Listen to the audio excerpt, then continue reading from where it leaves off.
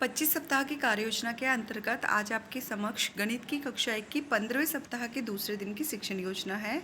और इस शिक्षण योजना का उद्देश्य है कि बच्चे संख्याओं की तुलनात्मक समझ बना सके, जो कि हमारी 1 से 9 तक की संख्याएं हैं, तो उनकी तुलना बच्चे कर सके। यहाँ पे हम जो संसाधन लेंगे वो कंकड़ और संख्या कार्ड्स लेंगे, और नए शब्द होंगे हमारे बड़ी और छोटी संख्या, और जो हमारे गणित के चिन्ह होते हैं जिनका हम प्रयोग बड़े, छोटे और बराबर के लिए करते हैं। तो सबसे पहले हम गणितीय बातचीत करेंगे। अभिनय आधारित हमारी ये गतिविधि होगी। इसमें हम 12 से 14 मिनट का समय लेंगे। आप इसमें अपने हाथ से मगरमच्छ की भूमिका निभाएं। जिस तरह से मगरमच्छ का मुंह खुलता है उस तरह से आप अपनी हथेलियों को मिलाते हुए पंजों को, जो हमारी उंगलियां हैं, उनको खोलते हुए दिखाएंगे और बताएंगे कि एक भूखा मगरमच्छ हमेशा अधिक भोजन की तरफ जाएगा। आप बोर्ड पर एक समूह में 5 और दूसरे समूह में 8 मछली बनाएं, और फिर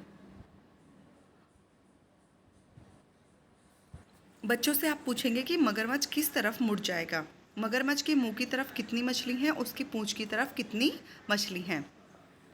यहाँ पर आपके लिए कुछ बिंदु हैं कि आप 1 से 9 तक की ही संख्या का प्रयोग करेंगे। जो भी आप मछलियाँ बनाएंगे वो इतनी बनाएं कि उसमें 1 से 9 तक की ही संख्या आए। इस प्रक्रिया को आप कुछ और उदाहरण देकर भी समझा सकते हैं। जैसे चिमटे का उदाहरण दे देंगे आप कि चिमटा पकड़ता है। तो इस तरह से फिर आप बच्चों को हमारे जो गणित चिन्ह होते हैं कि हम किस तरह से इन चिन्हों का प्रयोग करते हैं छोटे, बड़े और बराबर के लिए, तो उसके बारे में भी समझाएंगे उन चिन्हों को लिखकर। दूसरे चरण में हम दक्षता शिक्षण गतिविधि आधारित कार्य करेंगे। तो यहाँ पर हम 18 से 20 मिनट का समय लेंगे। यहाँ पर हम संख्या कार्ड और कंकड़ का प्रयोग करेंगे। आप यहाँ पर कुछ कंकड़ और संख्या कार्ड लेंगे, वो भी 1 से 9 तक की संख्या के होंगे। अब कंकड़ के आप 2 समूह बनाएं और फिर बच्चों से पूछें कि किस समूह में ज़्यादा कंकड़ हैं। आप दोनों समूह के कंकड़ को बोल बोल कर गिने और उचित संख्या कार्ड रखें। जैसे कि एक तरफ 3 रखें तो एक तरफ 5, तो उसी तरह से आपको संख्या कार्ड रखने हैं। फिर आप बच्चों से पूछोगे कि कौन सी संख्या बड़ी हुई और कौन सी छोटी। 1 या 2 और उदाहरण लेकर आप प्रक्रिया को आगे बढ़ाएंगे। यहाँ पर आपके लिए बिंदु होगा कि चर्चा के दौरान आप संख्याओं को बोर्ड पर लिखेंगे और संख्या की तुलना करते हुए सही तुलना चिन्ह का निशान, मतलब चिन्ह लगाकर बच्चों को दिखाएंगे।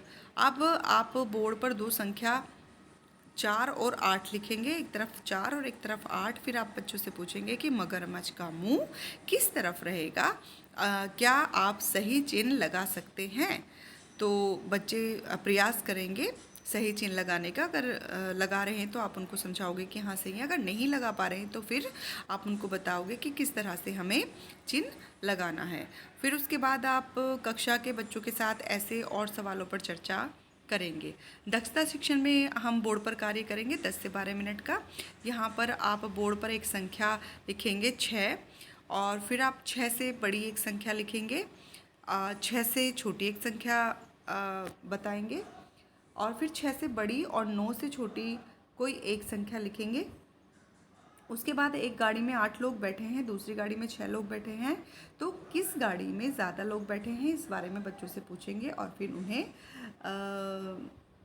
चिन्ह के बारे में बताते हुए फिर उनसे पूछेंगे कि हमें किस तरह का चिन्ह इनके मध्य में लगाना है। फिर उसके बाद आप देखेंगे कि क्या 70% बच्चों ने, जो भी आपने इस पूरी शिक्षण योजना के दौरान प्रश्न पूछे हैं, सही उत्तर दिया है। तो आप 15वें सप्ताह का जो दूसरा कार्यपत्रक है उसको भरवाएंगे। और अगर बच्चे सही जवाब नहीं दे पा रहे हैं 70%, तो फिर आप इस योजना में बदलाव कर इसको दोहराएंगे। तो दूसरे कालांश में हम कार्यपत्रक का प्रयोग करेंगे। यहाँ पर जैसे सही पर सही और गलत पर गलत का निशान लगाएं। तो 9 3 से छोटी संख्या है, अगर सही है तो सही, अन्यथा गलत का निशान लगाएं। 7 2 के बाद आता है, 5 1 से बड़ी संख्या है। उसके बाद बड़ी संख्या पर घेरा लगाएं। यहाँ पर 2 संख्याएँ 6 9, तो इनमें कौन सी बड़ी है उस पर घेरा लगाएंगे। इस तरह से 3 और 8 में कौन सी संख्या बड़ी होगी उस पर घेरा लगाएंगे। छोटी संख्या पर घेरा लगाएं। 5 और 7 और 4 और 1 में जो भी संख्या छोटी होगी उस पर बच्चे घेरा लगाएंगे। अधिक वस्तुओं वाले समूह पर सही का निशान लगाएं। तो इनमें देखेंगे कि कौन से समूह में ज़्यादा वस्तुएं हैं। एक तरफ चम्मच हैं कम ज़्यादा, और एक तरफ टॉफ़ी है ज़्यादा और कम, तो जो उनसी ज़्यादा वस्तुएं हैं उस पर घेरा लगाएंगे। कम वस्तुओं वाले समूह पर सही का निशान लगाएं। तो जिसमें कम पत्तियां हैं उसमें सही का निशान, या जहाँ भी कम लड्डू हैं उस पर सही का निशान लगाएंगे। अब हमारे तीसरे कालांश में हम गणित खेल यानी कि खेल गतिविधि करेंगे। तो इसमें आप स्वयं से भी निर्माण कोई गतिविधि कर सकते हैं, अन्यथा जो यहाँ पर गतिविधि सुझाई गई है उसका भी आप प्रयोग करेंगे। तो यहाँ पर हम संख्या कार्ड लेंगे। आप यहाँ पर कक्षा के बच्चों को 9 के समूह में बांट दें और सभी समूहों को कदवार खड़ा होने को कहें। सभी बच्चों को क्रमवार गिनती करने को कहें और सभी की संख्या पूछकर स्पष्ट कर दें कि यह संख्या ही आपका क्रमांक है। समूह के बच्चों से पूछें कि एक बड़ा है या 9। बच्चों से बारी बारी संख्या में बदलकर छोटी संख्या या बड़ी संख्या पूछेंगे। बच्चों से पूछें कि छोटी संख्या वाले बच्चे आगे और बड़ी संख्या वाले बच्चे पीछे क्यों हैं। तो बच्चे इसका उत्तर देंगे। अगर बच्चे उत्तर नहीं दे पाते हैं तो फिर आप उनको स्पष्ट करेंगे कि इसलिए हैं। बच्चों को उनके द्वारा किए गए कार्य को अपने शब्दों में बताने के लिए आप पर्याप्त समय देंगे। उनको उनकी भाषा में बातें बताने का समय देंगे और उनको प्रोत्साहित करेंगे। शिक्षक बच्चों को अभिव्यक्ति करने में मदद करेंगे। हो सकता है कि बच्चे बताना चाह रहे हैं लेकिन वो अपने जो विचार है उनको अभिव्यक्त नहीं करना मतलब कर पा रहे हैं, तो आप उनकी मदद करेंगे। फिर आप बच्चों से प्रश्न पूछेंगे कि 7 और 5 में कौन बड़ा है। 8 से छोटी कोई भी एक संख्या लिख सकते हैं, कोई भी एक संख्या आप लिख कर दिखाइए। संख्या 6 और संख्या 9 से छोटी एक एक संख्या को लिखिए।